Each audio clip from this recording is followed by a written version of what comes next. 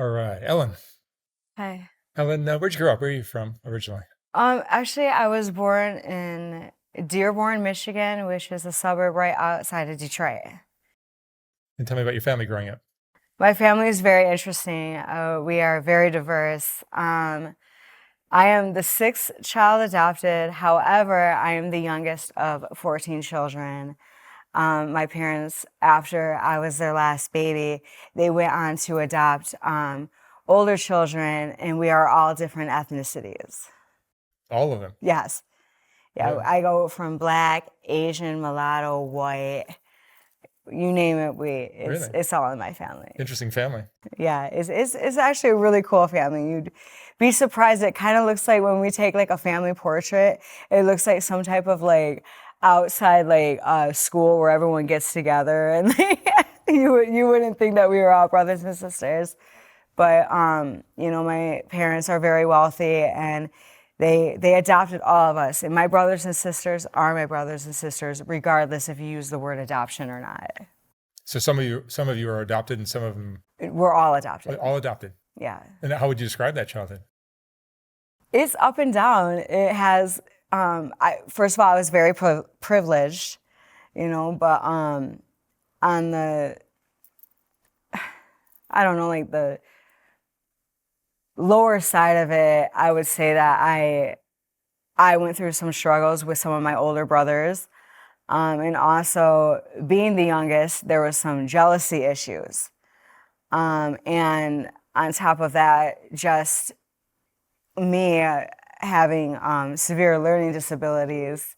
You might not see it at first, but when you get to know me, I do have learning disabilities. I've overcome a lot, thank you, God, because He's really like helped me, and thanks to my parents, and a lot of it due to religion. They don't want to see the full front of it. They like to put a cover over it. Your parents were religious? Yes, very religious, where it was, forced. And so now, how I don't believe in religion. I feel that it's man-made, but I also believe in a higher power, in which to this day and always, I believe in God. He has chosen me, and I will always be a child of His, regardless of how far I am away from Him at times in my life. And you finished high school? Yes, I did. 1998. That was one of the best years of That was one of the best days of my life. Was actually walking down the aisle on 1998 because of my learning disabilities and the support of my parents. They never held me back. They said it might take her longer, but she gets it, and that's one of the happiest days of my life. And I'm 42 years old. And where did your life go after you got out of school? When I graduated high school, I felt a sense of freedom because given the fact that I came from a family of 14, we couldn't get our driver's license until we were 18. So, I got my driver's license right away, and I felt freedom. And that's when I had my first drink. And before, I was a quiet child.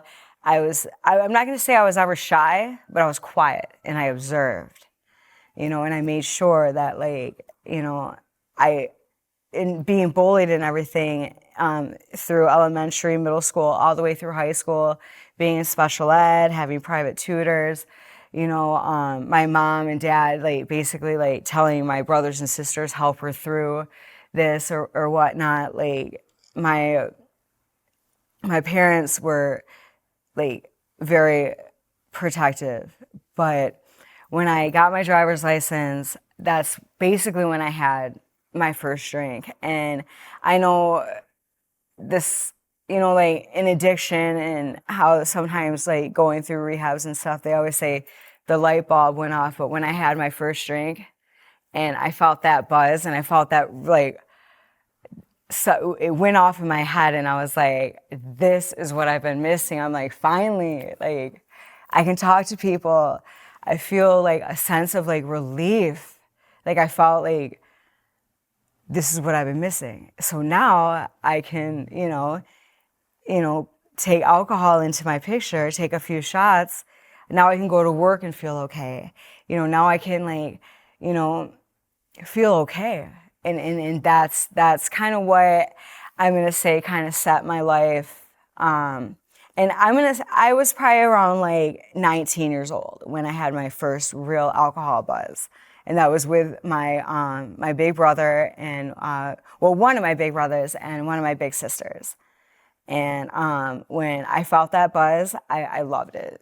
And I was like, this is it.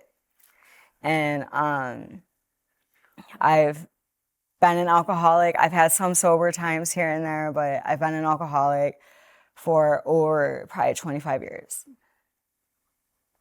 And it's still sticking with me, and I've been in trouble with the law. The good thing is that my father's a lawyer, so, he kind of helped me out with getting away with, when you got in a jam. almost 5 DUIs, getting bailed out the next day, not learning my lesson. And that's where some of the jealousy comes in with some of my brothers and sisters, because my parents would still buy me cars and let me drive on a revoked license or suspended license. And I grew up privileged. However, I'm kind of fast forwarding, given the fact where my life's been at for the past 8.5 years, almost 9. I appreciate my life now than I did.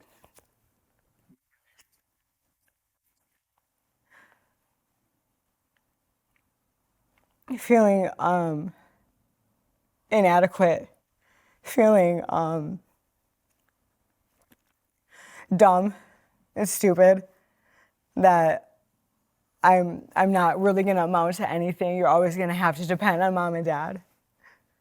Hiding family secrets, even though I was always honest.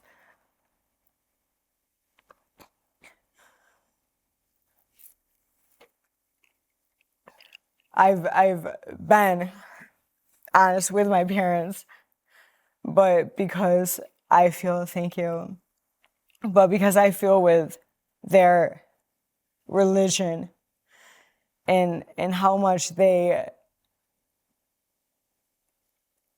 feel like every book in the Bible relates to every life circumstance, it doesn't matter to me. What matters is that I'm a child of God, and I don't have to say a prayer, in order for God to accept me into his kingdom. And whether or not I necessarily fully believe in that, what I believe is that I am a child of God and he will be with me forever. And when I die and I pass away, nobody knows. No one. What they believe it on is based on man-written scriptures. Tell me about your routine for drinking. I mean, is it how much do you drink and how often, and where does it take you? I drink every day. From the morning I wake up. If I don't have anything to drink, that's when the obsession of my mind is like, I gotta get it. But for the most part, I always have it. I drink very first thing. I have to start my morning out with alcohol. Now there are times where I don't necessarily do, but as long as I have it, then I'm gonna be okay because it's there.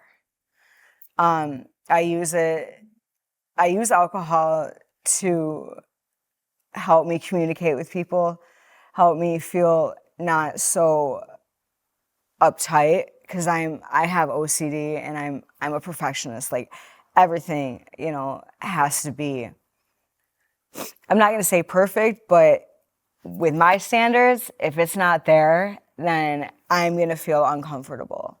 And alcohol relieves that a little bit. It makes me feel and understand that I know that if I'm wearing white tennis shoes with an outfit that might not necessarily match, that nothing bad is going to happen. But when I'm sober, I obsess about that and I think about it and I think way more of what other people think. But in all actuality,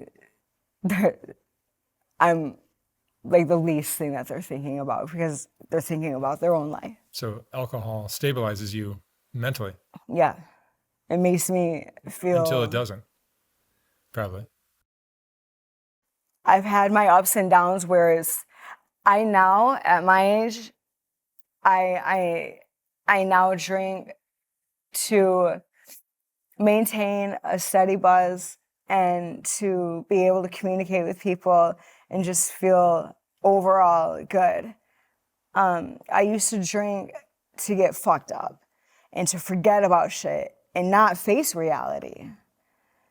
But when I went to a rehab back in 2000, and I want to say 2013, and I learned how to forgive myself, even though I still hang on to like some bullshit or whatever, but I don't take it out on other people.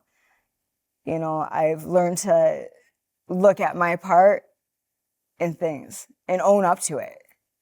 Because the more I do that, the easier, you know, things have been, and I don't have to necessarily drink those sorrows and those pains away, which a lot of people do, even at an older age than I am. Not that I'm old or anything, but Do you tend to drink too much, would you say? I used to, yeah. I would drink and completely black out and not remember anything. And when reality was told to me, I was like, oh, fuck, you know, like, I did that, you know, like I really did, but I own up to it. And even if I don't remember, I still apologize because I know that it affected that person and it affected even a relationship. And I'm not saying like an intimate relationship, just a friendship, an acquaintance or anything. You know, like I know that whatever I had done or did doesn't just affect me, and that other person affects other people. But today you're using alcohol to. I drink alcohol because, first of all, I really like the way it makes me feel. I feel more confident. I feel good, and I feel like I could talk to people, because when I'm not drinking, I overthink things to the point where I shut down. You just become introverted? And I don't talk to people. And I don't take it to like where I used to be, where like I'd keep everything in and then just totally lash out. But now it's like I just take things in and I process it by writing in my journal. And when I'm pissed off sometimes, I take my backpack out, I get my journal out, and I just write those fucking feelings, because if I hold it in, I know what's gonna happen, and it's not gonna be good. And I'm glad that, you know, with the help of God, He has shown me how to ground myself and to like snap back, get back into reality. So you're able to control your drinking now, you would say?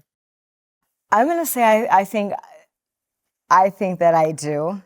There could be others out there that say, maybe say not, but I've, you know, had and have, you know, people in and out of my life where, especially in the past 9 months, they have seen me go from not super drunk and not wanting to comprehend and facing reality, where they're like, wow, Ellen, like, you seem so much more calm, because you know what?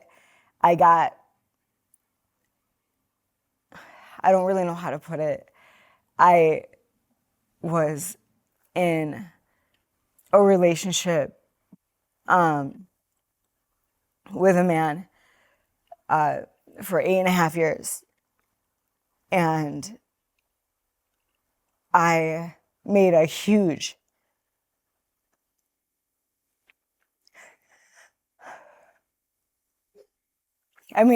decision to separate from him.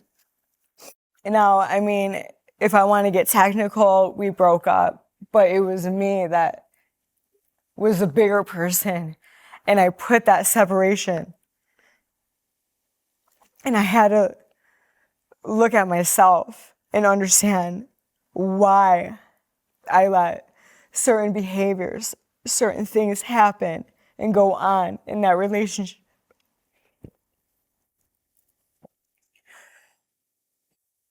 I'm not innocent by any means, but I endured a lot more than any woman. I mean, not any woman, but, like, I endured a lot of things that most women would not put up with. But, I'm what I feel. I'm a warrior. I don't care, like, how big the person is, who the person is, whatever they are. If there's certain things that come in my way or things that I feel is doing harm in my life, especially now, I'll stand up for it. And I don't care. In a good way. If I see a woman screaming for help, I might assess the situation, but if I feel like she needs help, I will be that person to call 911. Because that's happened to me where no one did jack shit. And I'm on the ground with like 2 black eyes and that, and knowing that he knows that growing up I was made fun of and ridiculed and, like telling like kids saying, even when I was a senior in high school, they said, no, it was just because your special ed teacher read you the questions and gave you those answers. When I was the one that wrote those answers out. She just read it to me in a more simpler way that I would understand. And they were like, no, you were cheating. That's the only way that you passed. And that was like my senior year in high school. I don't know. I know I'm kind of like backtracking, but Where do you live now? right now I stay with 3 different people. But you're basically homeless? Yeah. I mean, I am homeless, but the people that I stay with are, for the most part, basically struggling with alcohol as well. But I am choosing, especially with one of the people that I stay with, not to drink with them. And if I do, it's a shot here and there, and that's it. Because I know what it's going to turn into. I can see how certain patterns have developed in my life with that specific person, to the point where I'm choosing, again, to step up and show them that I'm not going to drink with them. I have 3 people that I stay with. And yes, they're all men, but that doesn't mean that I'm, out, messing with any of them. I have chosen for the past 9 months to be on a celibacy because of the hurt, and just given the fact that if I, have like a sexual encounter with a man, or if that's all they want, then I'm not going to go there, and I draw the line. And I put feelings behind having, sexual encounters with a man. There's feelings behind that. I can't just up and like just fuck someone. That's back in like when I was like 18, 19 years old, like I put feelings because that's the kind of person that I am. And I'm not gonna like, I can't do that. And even today when I was coming here, there was a guy that drove his car up twice with the guy that, I came here with. trying to like tell me some story of like how I met him, da da da, you know, and like come with me and all this shit. And I'm like, dude, what the fuck, man? Like, you know, and as a female and being homeless, there are times where that comes into play. And there might be times where I'm desperate and I do need money and I might put myself in a situation like that. But I know to grab my fucking bag and just bail. And I have put myself in situations that are not good. But for me, I call it my circumstance, my life, where I'm at right now. I have to sometimes settle for certain situations or put up with stuff that I ordinarily would not ever put up with. And I think that's what makes me stronger, and the ability that 9 months ago I was able to stand up to the man that I was with, and we have an 8-year-old now. She's 8. How many kids do you have? 1. And we did what was in the best interest, and we gave her up for adoption, open adoption, so I can still see her. Given the fact that I stood up for myself and I said, you will never again hit me or touch me or take advantage of me in any way, shape, or form. And I did that. And since then, as much as I miss him, and it would be weird if I didn't. It would be weird being with someone for 8.5 years, to not miss them, to not still love them, to not even think about them. Because I still do love him, and I hope that he's okay. But I had to put separation between him and I in order for me to grow and change. And it's been a bitch. It's been hard. But the changes that I've made in my life have been so much better, and they're making me stronger. And I stand up for myself. And I'm not, hiding behind the truth and the reality, because sometimes I would lie, or I would fabricate a story which would somewhat kind of sound the truth and not. And I own up to that. And that, to me, shows growth. And for me, not looking him up on Facebook or, calling the jail, seeing if he's okay, I don't do that. And I tell myself, don't, because the motherfucker's not looking for me either. My birthday went past, his birthday went past, holidays went past, our daughter's birthday went past. Nothing. Nothing. Do you see her? I do. I get pictures. I could be doing a lot better.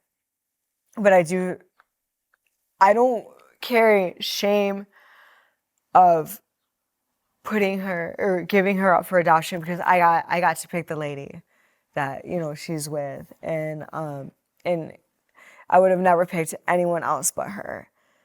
I got my daughter taken away and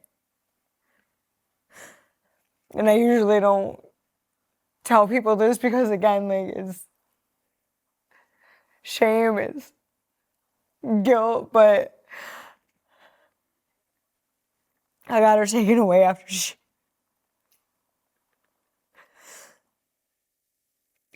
she was about a month old, maybe just barely a month old.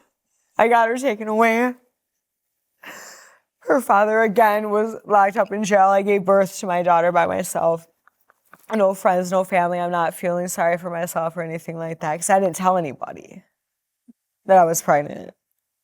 I didn't tell anyone, so it's not like my pregnancy was very easy. Not like most women that, go through hardships and stuff. I got her taken away when she was about a month old. And I went through several rehabs, but I never finished them. But I did fight for her. And my daughter loves me. She loves when I sing to her. She loves, like, and whenever I visit with her, she'll tell her mom, she's like, I just want to stay with Ellen. I don't want to, because she calls me by my first name, which is also a thing that I went through therapy Does she know for. you're her mom? Yes. Yeah, and she knows she's adopted. Her mother is a black woman. And my daughter gets her hair braided with beads, all of it. I mean, she is so cute. She's like mini me. And she has some of the learning disabilities that I have, but she's a badass. She is so cute, and she yeah, my daughter knows who I am, and she knows who her father is, and she knows that she's adopted, which I think is the right thing, because when I was a child, I knew right away that I was adopted. My parents have a book that's called Why Was I Adopted? And my parents are both white. I'm partially Hispanic, Italian, and Armenian. Do you know anything about your biological parents? Yeah, biological. My parents are both like Dutch white. But did they have problems with alcohol or anything like that? Yeah, they both were alcoholics. And I think that's part of the reason maybe why I wanted to see what drinking was, because my parents would always tell me, well, your parents were both alcoholics, so don't ever drink, don't ever drink. But I had older brothers and sisters that were drinking, went to parties, and I was the baby, and they would sometimes invite me as their friends would like French braid my hair, and I was like the little girl that was like, everyone's like friend or whatever. Meanwhile, they were drinking, having a good time, because I think my parents wouldn't think that that's what they were doing, considering that they were taking me with them, drinking and driving home, or going to a Madonna concert, and not telling my mom and dad, because, oh, well, I was with them. So, but I would get dropped off and taken care of by one of their friends while they went and did that. You know what I mean? Like, and so I saw the party, and I saw that, and I wanted to do that.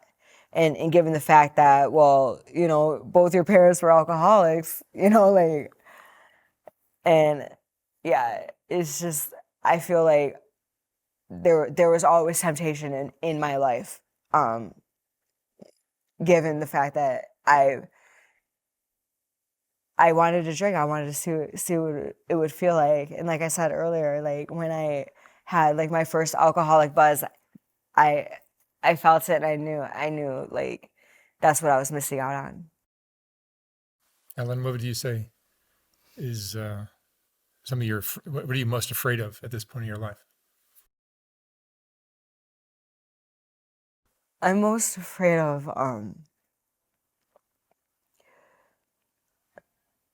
disappointing people.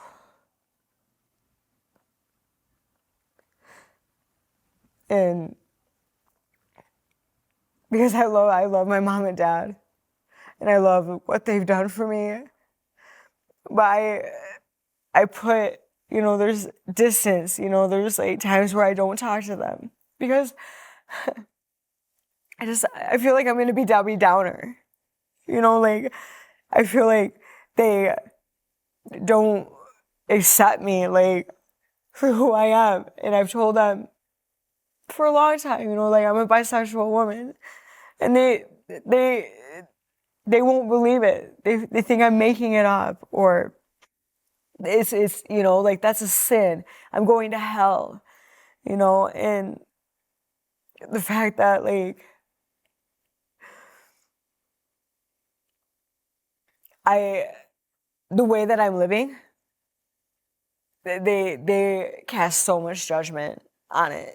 Do you feel shame about your situation? No. No. I feel like I can do better. I feel like But that's different. I feel like I can do better, but I don't feel ashamed. I don't feel like the way I'm living is harmful to me. I don't feel that, especially the more recent friends that I have found, God has put them in my life for a reason because of given my separation from the man that I was with. Every person that God has put into my life has thus far been good to me. And even the ones that struggle with their own addictions and stuff, they still got my back and I still got their back, regardless of whether or not me and that person have discrepancies in things or may not get along. I believe that I know that I appreciate life so much more now than I did when I was growing up, being privileged. I never learned my lesson. I got bailed out of everything. My father's a lawyer. My mom's a registered nurse, like the head of the ER department, like I grew up in a mansion. I had everything given to me. And I didn't appreciate it. I didn't see it. I didn't understand the amount of money that I was making back then as to now where I'm at. And I appreciate every fucking penny I have. And I appreciate the fact that I can wake up in the morning sometimes, not all the time, and look at myself in the mirror or have a bathroom that I, can, use and don't have to piss outside. Don't have to worry about, that laundromat might let me in, they might not, because I use their bathroom too much. I appreciate those little small things so much more. And it makes me stronger and it makes me feel like there's more to my life than doing the thing that my parents want me to do and get married and have kids and, have a husband that does that. I don't want that. What I want is for me to be who I am and be happy. And it's been a long time. And I mean, I might be crying right now, but this is good for me. Like, crying is healing. And for where my life is at right now, I'm so much happier than I was even 9 months ago. And I feel that God has always been there and he always will. And the more like faith and trust I put in him, the more easier it gets. But I don't want to get complacent because that's when he's going to throw that curveball to test. All right. Ellen, thank you so much for sharing your story. Yeah. Thank you.